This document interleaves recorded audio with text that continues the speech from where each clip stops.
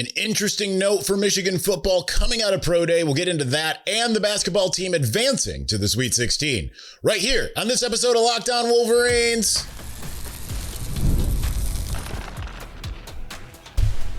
You are Locked On Wolverines, your daily podcast on the Michigan Wolverines, part of the Locked On Podcast Network, your team every day. Happy Monday. We are back in doing it. Locked On Wolverines podcast, part of the Locked On Podcast Network, now the #1 sports podcast network. I'm your man on the ground, Aday, Hole, publisher of Wolverines Wire through USA Today Sports Media Group. First, we'll start off with a comment from Damon Payne that I found interesting coming out of Pro Day. Then we'll discuss the win over St. Louis, as well as what the Wolverines will see from Alabama in the Sweet 16. Finally, Ron Bellamy stays on as the director of player personnel. That's big news from behind the scenes. We'll get into that momentarily, but let's start with Damon Payne.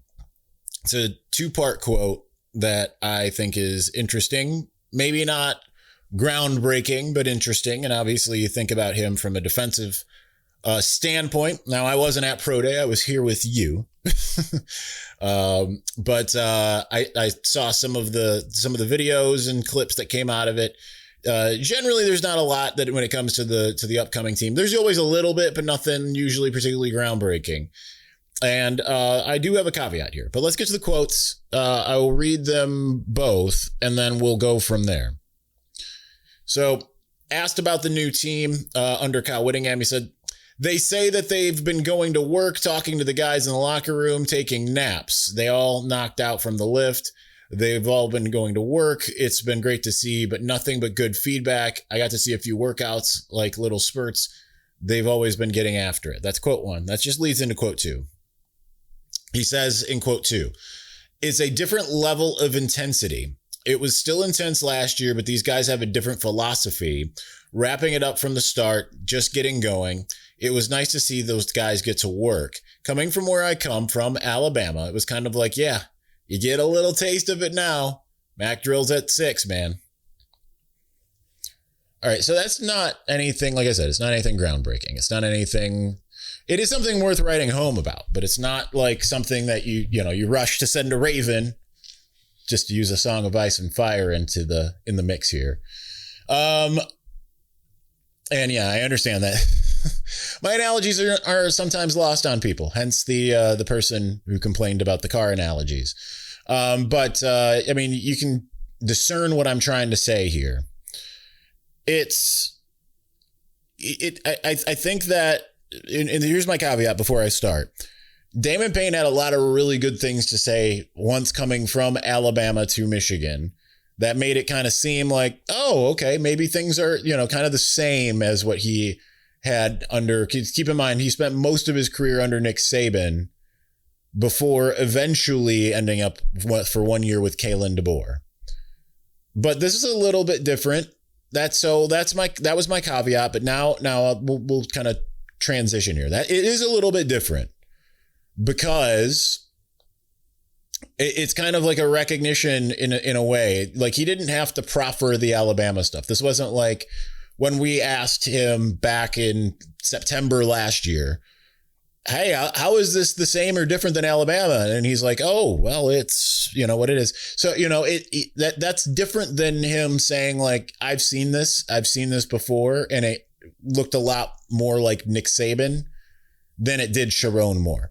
And he is saying, like, no, I'm not saying it's a world of difference, but I am saying, like, it looks a lot cleaner in a lot of ways and tougher.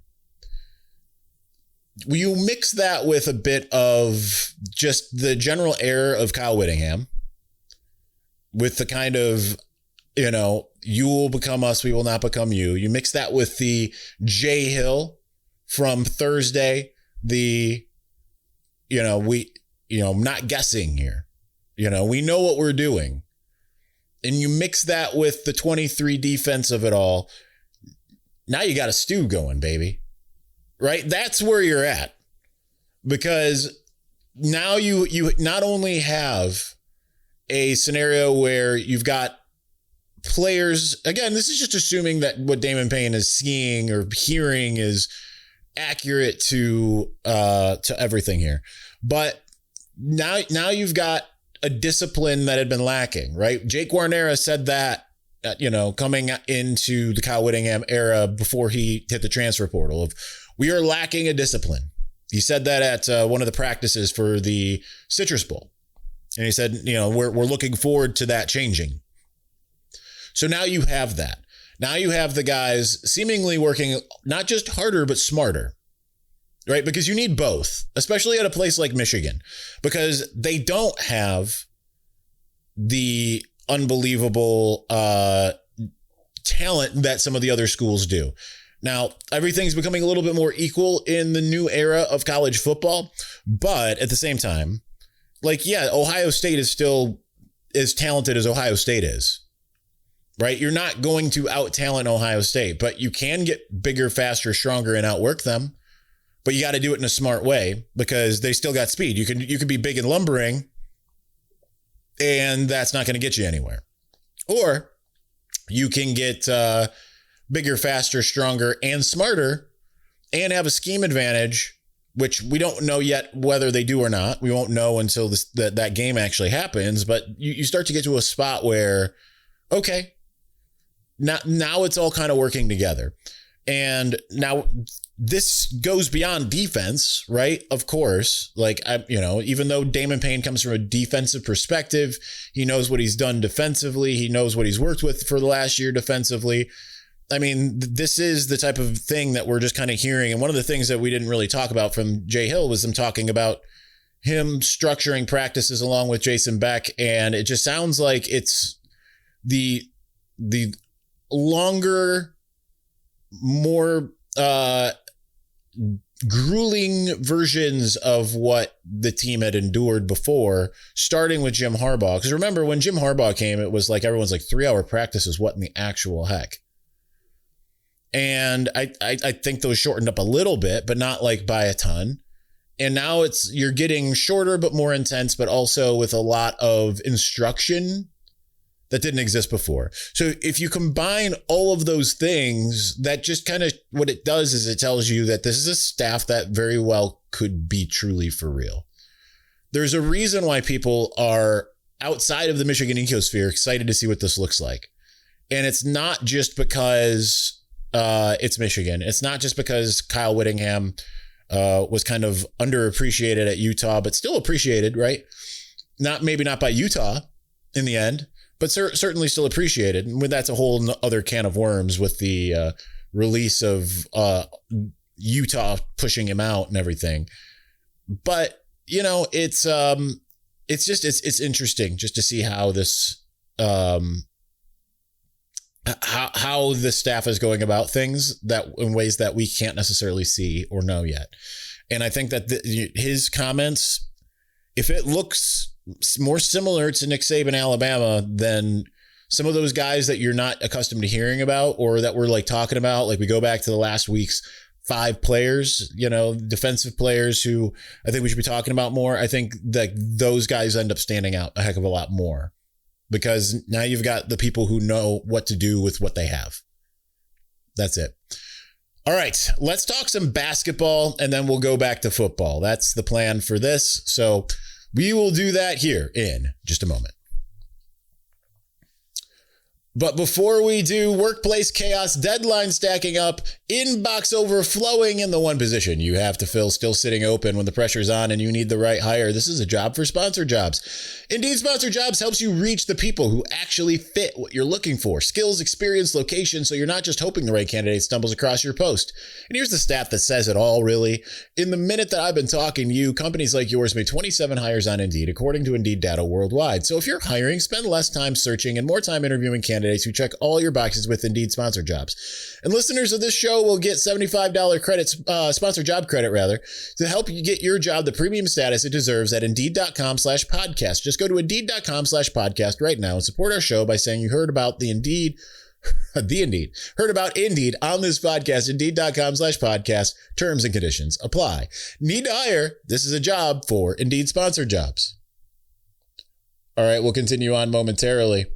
But before we do, Coast Pay is giving Locked On College listeners up to $2,000 credit if your business, for your business rather, when you get started today. If you manage a crew, construction, HVAC, landscaping, and any operation with trucks on the road, you already know how messy gas and material spending can get. Cards get shared, receipts disappear, and month-end turns into a headache. CoastPay fixes all of that. CoastPay is the modern fuel card and expense management tool built specifically for fleets. Fuel, maintenance, materials, all on one card with real control and instant visibility. Every transaction shows up the moment it happens, no surprises. If someone fuels up at an odd time or tries to buy something outside their limit, you'll know instantly. Real-time alerts so you always know who's spending what and where. Automatic receipt capture that makes month-end simple. Fraud protection with employee check-ins by text, no shared PINs, works anywhere Visa is accepted, no detours to specific stations. It's built for operators who don't have the time to chase paperwork, and unlike old fuel cards, there's no contracts or commitments, just smarter expense control. Right now, CoastPay is offering our listeners up to $2,000 credit when you get started at coastpay.com/lockedon. Go to coastpay.com/lockedoncollege. That's Locked On College, just so you know. Locked On College. To see how you can earn up to $2,000 credit. Terms apply. The Coast Visa Commercial Credit Card is issued by Celtic Bank. All card accounts are subject to credit approval.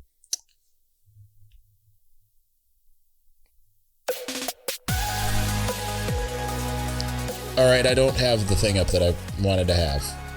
Give me a second. Oh, I always make it harder on myself by thinking I have the right thing to talk about, and I don't. So that's always fun. Okay, we're going to have to do this the old school way. My apologies, people. My apologies. Here we go. Get your first month of the Everydayer Club for free when you use the code MARCH. You'll unlock ad-free episodes and entry into our private listener group chat where I'm hanging out daily. Check the link in the show notes or go to lockedonwolverines.supercast.com to claim your free month. All right. Apologies for that. All right, so Michigan basketball did its thing against St. Louis. It looked dicey for a second, and really not much longer. Yes, it was. Let's be real here. This one was not even as close as that first game was in the first half. Michigan doesn't have a problem with scoring. What it has a problem with is defense. And still, even then, they had a 9-point lead going into the second half against St. Louis. Robbie Avila was essentially shut down. In fact, he kind of got embarrassed by Aday with that pump fake. That was kind of incredible. Really, the only thing that hurt Michigan was, nothing, really. It's a little bit of defense. A little bit. They were good at, again, shooting the three in the first half before it completely fell apart in the second. Offensively, Michigan continues to just be incredible. Not quite as good as it was in game one, but 56% from the field, 48% from three. It was Yaxel really came out. All starting five ended up being in double digits. Yaxel leading with 25 points. But everyone got into the mix between Yaxel and having the throwdowns, the three-pointers, all of that worked out to Michigan's advantage in that game. And it just kind of ends up being that much more incredible just by virtue of this was the type of game against a type of team that could have given Michigan some fits because it built kind of in the image of Michigan, which is the type of team that can give Michigan some fits. Good 3-point shooting, good presence down low, but they just couldn't contend with Michigan whatsoever. So that's really good news. And even the 23-point spread was not, when I say spread, I don't mean the betting odds. I mean like what they ended up finishing with wasn't even that close, right? So kudos to Michigan on what it was able to do. Again, another good but not perfect game for Morez Johnson Jr. Aday looked phenomenal. I was glad to see Elliot Cadeau kind of come alive again, and Amari Burdett did enough, right, to again, especially early, to really cement himself. So if the starting five play like that, they'll be fine. What we need to see more of, however, is from the bench, which wasn't as good in this game as it was throughout a lot of the season, and I understand you don't have LJ Case on, but Trey McKinney, Roddy Gale combined for 11 points. Bulk of that goes to Trey McKinney. Roddy Gale had 3, all coming from the free throw line. And for some reason, there's never like a triple or quadruple team that Roddy Gale didn't like, you know. But they're going to need to do better with the bench play, especially coming up, because especially I didn't watch the Alabama-Texas Tech game. What I did do was kind of follow along with it by looking up the box score live occasionally. I haven't even seen the full box score coming off here, but what I was going to say is not much different here. But they hit almost 50% of their threes. They had 19. They were 19 of 42 from three-point land. They hoisted so many threes. 42 of their 68 shots came from beyond the arc. Alabama. And Latrell Wrightsell was he was one of 2. Houston Malliette as well. Both just insane. 5 of 7 for Houston, 6 of 9 for Wrightsell. I mean, you cannot let that happen. You cannot let those types of numbers happen. Otherwise, you're going to go home. And it would be a disappointment. And you can't look at it and say, all right, well, 2 straight Sweet 16s, all good. Like, not with this team. So they're going to need to be more stout when it comes to being able to defend the perimeter. Now, here's some good news for you if you want to look at it this way. Michigan is back to being the number 1 team on KenPom. Duke, who's obviously had its struggles so far in the tournament. Arizona, not as much, but Michigan's back in number 1. I got to lean forward so I can see here. Number 2, defense. Number 6, offense. Now, Alabama is better offensively. Number 3, worse defensively at 60. They are number 12 overall. And so with that, Michigan has beaten. It has lost to number 3, Duke. It has beaten number 6, Illinois, number 8, Purdue, and has also lost to Purdue, and number 9, Michigan State. So Alabama is 1 ahead of Nebraska at number 13 and 3 ahead of Gonzaga. So right now, that's kind of like where Michigan is in terms of, or like the competition that Alabama is Michigan's faced better teams. Some of them it's blown out. Some of them it hasn't. So it's that kind of work. The Michigan is yet to face an offense. Actually, I take that back. Purdue technically has a better offense at number 1. So this is the second best offense that we've seen so far this year. So what they just need to go. And the good news is, and the kind of what I was going to get at there, is that the Alabama defense it's good enough to stall Michigan from time to time, but it shouldn't be good enough to stop it. So you're just going to have to weather all of the runs, do everything that you can in terms of that, and just defend the perimeter better than Texas Tech did. I really wanted to see Christian Anderson versus Michigan. That would have been really interesting. Didn't work out that way. You can certainly make Alabama fans really hate Michigan. They already are starting to, having lost the last 2 football games, make it even worse by losing a basketball game. But Friday night, 7 something, I believe, on TBS is when this is going to tip off. So they got some time. It'll be interesting to see. But good work this weekend. You got more work to do this upcoming weekend. And you'll get Alabama. And if you win that game, then you get either Iowa State or Tennessee. And I don't really know, even though Tennessee's a 6 seed, I don't really know which one you want more, because Tennessee can be pesky. So, all right, let's go back to football. We've got more to talk about as far as that's concerned. Let's do that here in just a moment. But before we do, what if sports were traded like markets? Now you can put your sports IQ to work in real time with Robinhood prediction markets.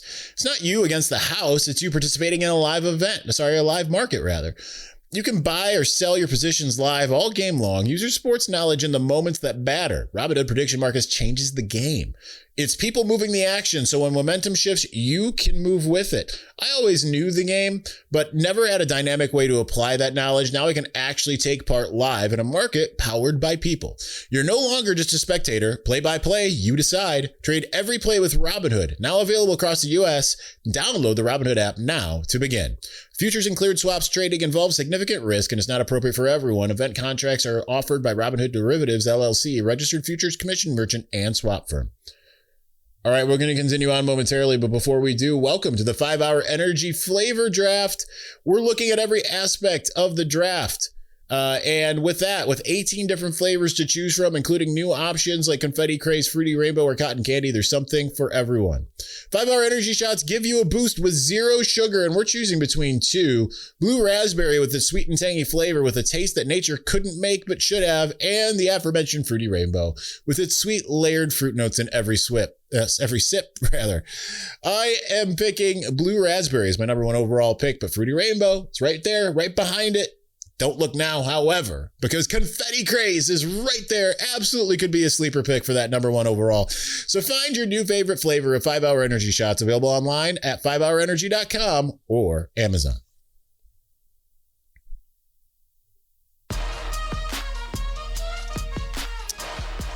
All right, huge news. I first heard about it. I'm going to give credit to where credit's due on both counts. I first heard about it from Josh Henschke, and then it was confirmed by Tony Garcia from the Detroit Free Press, who's just been phenomenal at breaking news lately.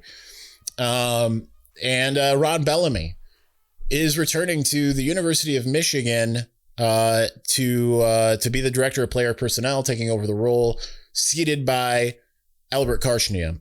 And I really, really like this move. And it was kind of one of those things that I think we all kind of wondered aloud if Bellamy could stay on in some kind of team/recruiting department role. And that's exactly what he's getting to do. And I think that that's a really good fit for him. I'm not going to disparage his coaching because I do think, especially with what we talked about last week with Zach Marshall's comments, that I think that the scheme and style of play somewhat hampered Bellamy to some degree. It's kind of like we talked about, like, is Michigan just, are they just whiffing on literally everybody pretty much? I mean, because even like, I would even venture to say Roman and Cornelius would be better receivers, or at least more prolific receivers in a system that allowed them to play more freely than what they were able to. And that's even going back to the championship year. So I don't really, knowing some of that now, I don't want to put too much onto Bellamy and saying like, what is he doing here? Because like, if essentially it's like, okay, you know, you're basically setting up number 2 at the expense of 1. And if that doesn't work, then you're out of options, essentially, kind of to break down what Zach Marshall was saying. Then like, there's not necessarily a lot you can necessarily do if a team is good in the secondary, right? Any other scramble drill and stuff like that. I'm not saying that those things don't exist. Making a play regardless, you know, those things still exist. But Bellamy is maize and blue through and through, right? Former Michigan player. What I really think, though, on top of like that and the coaching acumen and him understanding what Michigan is, it's big because Bellamy is a bigger presence than you might think in the region. It would be kind of like hiring, to some degree, it'd be kind of like hiring Tyrone Wheatley for the same position. And because like, I think Bellamy might be a little bit more, is better than Wheatley would be at this role. That's not to disparage Wheatley. I'm just saying, like, I think Bellamy had really more so ingratiated himself with the regional high school, what have you, than Wheatley did in his brief time coaching in high school in the region, right? And I think you can see that through some of the, essentially, like the recruiting at West Bloomfield when he was there, the development at West Bloomfield he was there. That's the other part of it, is watching what he was able to build there and develop those guys. It's kind of surprising that he didn't get more out of what he was able to get at Michigan, if it wasn't for essentially, him being somewhat hamstrung. But I think this is good because he kind of maybe doesn't have as many hands in things as say like Curtis Blackwell. But I know like he and Curtis are really close. That's always a really good friend to have in your pocket. And I think that this is just a really good move for both Bellamy and Michigan, and give some continuity where Michigan was suddenly not having a bunch. And I think that is great. Like, as much as I was saying, clean house in a lot of ways, like, you do still need some continuity. And I think that Bellamy is a great person to keep having some continuity with. So I think it's exciting. And I think it's a really good move. And I think it's going to be interesting to see just kind of how things shape up in the background. That's one of those things that we'll know more a little bit around the spring game. I'm not going to say by the spring game, but around the spring game, we'll have a better idea of how all of these internal things are kind of working. So anyhow, that's it. That's going to do it for us today. Tomorrow, I would like to double up tomorrow if possible. We have a press conference with Jason Beck tomorrow, late afternoon, early evening. I am thinking that if all goes to plan, we will have a show earlier, maybe a mailbag since we didn't do one last week, and then a drive home show. That would be the ideal goal. We'll see if we can make that work, but that's the plan. All right, that's going to do it for us today, though. Thanks for watching. Thanks for listening. We'll talk to you again soon. Peace.